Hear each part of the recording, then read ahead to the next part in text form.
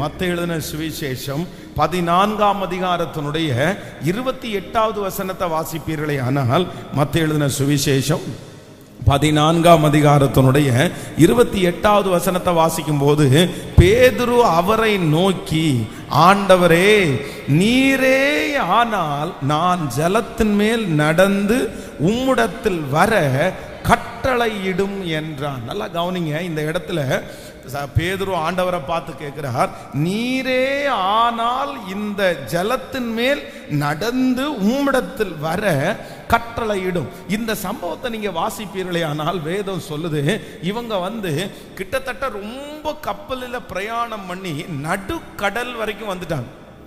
நடுக்கடல். ஆனா இந்த நடுக்கடல்ல வரும்போது ஆண்டவர் என்ன பண்றார் அப்படின்னா, தத்தளித்து கொண்டிருக்கிற, மாண்டு விடுவோமோ என்று பயந்து கொண்டிருக்கிற இந்த பிள்ளைகளை மீட்கிறதற்கு ஆண்டவர் நடுக்கடல் வரைக்கும் ஆண்டவர் வந்தார். அப்போ இந்த கப்பலை இதுவரைக்கும் ஓட்டுனவங்க, இதுல இருந்தவங்க எல்லாரும் சேர்ந்து இதை எவ்வளவு தூரம் தள்ளி கொண்டு வந்தாங்க அப்படின்னு சொன்னா, நடுக்கடல்ல வரைக்கும் கொண்டு வந்துட்டாங்க. அப்போ ஒரு தேவனுடைய பிள்ளை ஒன்று அறியணும், நம்ம வாகனத்தை இல்லைன்னா நம்முடைய வாழ்க்கைய நிறைய பேருடைய கையில ஓட்டுறதற்காக நம்ம கொடுத்துட்டோம் அப்படின்னு சொன்னா, அவங்க அதை எங்க வரைக்கும் கொண்டு வந்து விட்டுருவாங்கன்னா, நடுக்கடல் வரைக்கும் கொண்டு வந்து விட்டுருவாங்க. நம்முடைய வாழ்க்கை இன்னொருத்தருடைய கையில நம்ம கொடுத்துடக்கூடாது, இன்னொருத்தருடைய ஆலோசனைக்குள்ள கொடுத்துடக்கூடாது. நிறைய ஆண்டவருடைய பிள்ளைகள் செய்கிற தவறு என்ன அப்படின்னா, பல பேருடைய ஆலோசனையை கேட்கறது. பல பேர் சேர்ந்து அவங்களுடைய வாழ்க்கையை, இப்ப நிறைய பேருடைய வாழ்க்கையை என்ன பண்றாங்கன்னா, நடுக்கடல் வரைக்கும் கொண்டு வந்துட்டாங்க. மற்றவர்களுடைய ஆலோசனை, மற்றவர்களுடைய நடத்துதல், இது எல்லாத்தையும் கேட்கிறதற்கென்று ஒரு ஞானத்தை கர்த்தரிடத்துல கேட்கணும். அப்போ இதுவரைக்கும் உங்க வாழ்க்கையில நிறைய பேர் உங்களை தள்ளி, உங்களை கொண்டு வந்து, உங்களை ஆசை காமிச்சு, உங்களை வேகப்படுத்தி, உங்களை ஒருவேளை உத்வேகப்படுத்தி நடுக்கடல் வரைக்கும் கொண்டு வரலாம். ஆனா ஆண்டவர் இந்த 100 நாள் ஜபத்துல யாருடைய கப்பலெல்லாம் கடலில் தனியா அமிழ்ந்து போகிற அளவுக்கு இருக்குதோ, அந்த நடு கடலில் நடந்து வந்த கர்த்தர், அந்த காற்றையும் கடலையும் அமர்த்தின கர்த்தர், நான் நம்புறேன், கர்த்தர் உங்களுடைய கப்பல் மூழ்கி போகாதபடி காற்றை கர்த்தர் அமைதியாக்கி, இறையாதே அமைதலாய் இரு சொல்லி, ஆமேன், அந்த நடு கடலிலே தத்தளித்து கொண்டிருக்கிற அந்த கப்பலை கர்த்தர் சமாதானமான இடத்திலே நடத்த வல்லவர். ஆமென்.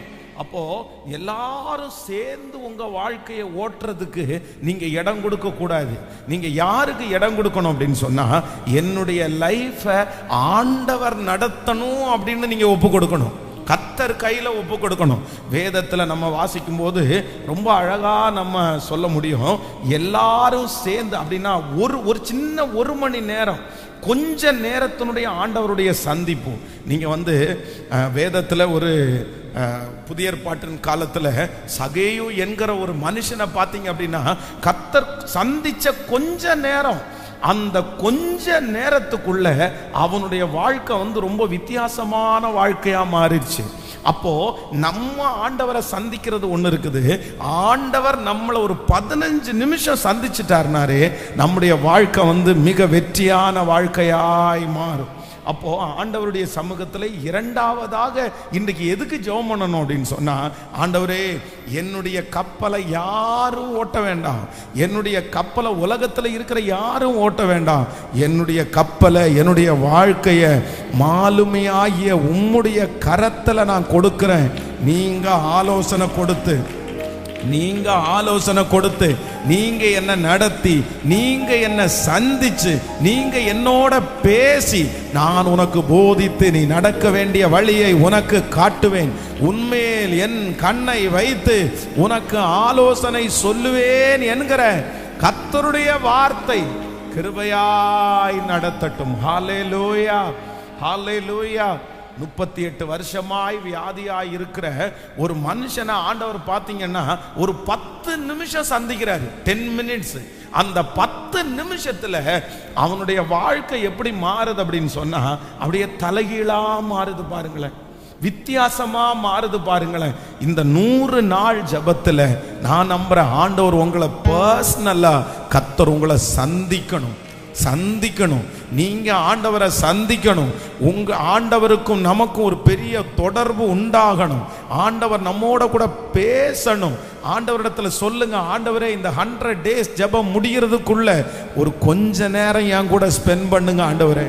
கொஞ்ச நேரம் என் கூட வாங்கப்பா, என் தொழில் இடத்துல வாங்கப்பா, என் வீட்டுக்கு வாங்கப்பா, நீங்க சந்திங்க ஆண்டவரேன்னு சொல்லுங்க. நான் நம்புறேன் ஆண்டவர் உங்களை சந்திப்பார். அந்த 10 நிமிஷத்தினுடைய சந்திப்பு அவனுடைய வாழ்க்கையில ஒரு பெரிய மாற்றம் உண்டாகுமானால் இந்த 100 நாட்களும் ஆண்டவருடைய சமூகத்திலே இருக்கிற இந்த நேரம் நிச்சயமாகவே வீணாய் போவதே இல்லை. கைகளை மேல உயர்த்தி சத்தமாய் சொல்லுங்க பார்க்கலாம், ஏசப்பா நீங்க எங்கூட இருக்கணும் ஆண்டவரே, எங்கூட நடந்து வாங்க, எங்கூட நடந்து வாங்க ஆண்டவரே. நான் டிராவல் பண்ணும்போது என் கூட இருங்கப்பா ஆண்டவரே. உம்முடைய ஆற்றலை நான் உணரணும், உங்க தொடர்பை நான் உணரணும். சொல்லுங்க, நீங்க என்ன சந்திக்கணும், நீங்க என்னோட பேசணும். இந்த ஜபத்துல நீங்க என்னுடைய வீட்டிற்கு வரணும், என் சூழ்நிலையை பார்க்கணும். இப்போ படுத்து கிடக்கிற வியாதியா இருக்கிற ஒவ்வொருத்தருடைய வீட்டிலையும் ஆண்டவருடைய சந்திப்பு இயேசுவின் நாமத்தில் இப்பொழுது வருவதாக. ஸ்தோத்திரம், ஸ்தோத்திரம், ஸ்தோத்திரம். ஹல்லேலூயா, ஹல்லேலூயா, ஹல்லேலூயா. ஆண்டவருடைய சந்திப்பு நம்மளை அடுத்த லெவலுக்கு நம்மளை கொண்டு போய் விட்டுரும். ஹல்லேலூயா. நீங்க ஒரு தீர்மானம் எடுங்க. இந்த இந்த இந்த ஜபம் ஒரு 2 மணி நேரம் 2.5 மணி நேரம் நடக்குதுன்னா இது ஜஸ்ட் கர்த்தர் உங்களோட பேசி உங்களை கர்த்தர் உருவாக்குறது தான். ஆனா நீங்க இது முடிச்சிட்டு போய் கூட இரவுல என்ன பண்ணணும்னா ஆண்டவரை நீங்க சந்திக்கணும். இந்த 100 daysல ஆண்டவருக்கும் உங்களுக்கும் ஒரு பெரிய பேச்சுவார்த்தை உண்டாகணும். நீங்க உணரணும், நீங்க ஏசப்பா உங்க கூட நடந்து வருகிறத உணரணும். நீங்க ஆசைப்பட்டீங்கன்னா, நீங்க டைம் ஸ்பெண்ட் பண்ணீங்கன்னா நிச்சயமா சொல்றேன் கர்த்தர் உங்களை சந்திக்க வருவார். நீங்க படுத்திருக்கிற அந்த அறைக்குள்ள கடந்து வருவார். நீங்க வேலை செய்கிற இடத்துல ஆண்டவர் கடந்து வருவார். நீங்க வண்டி ஓட்டும் போது அந்த மகிமையை நீங்க பார்ப்பீங்க. ஹல்லேலூயா. எத்தனை பேர் ஆசையா இருக்கிறது, நீங்க சந்திச்சு பாருங்களேன். ஏசப்பாவை தனியா உங்க அறையில சந்திச்சு பாருங்களேன். அதுக்கப்புறம் உங்க வாழ்க்கையினுடைய உயர்வை ஒரு மனுஷனாலும் கண்டிப்பா சொல்றேன் தடுத்து நிறுத்த முடியவே முடியாது. யாராலும் தடுத்து நிறுத்த முடியாது. அவருடைய சந்திப்பு அவ்வளவு மேன்மையா இருக்கும். ஹல்லேலூயா, ஹல்லேலூயா. அந்த சரணத்தை இன்னொரு விஷயம் கூட பாட போறோம். என் நம்பிக்கையே உமக்கு ஸ்தோத்திரம், என் புகலிடமே உமக்கு ஸ்தோத்திரம், உம்மைத்தான் நான் நம்பி இருக்கிறேன், அற்புதங்கள் எனக்கு செய்யுங்கப்பா. ஹல்லேலூயா, ஆமென்.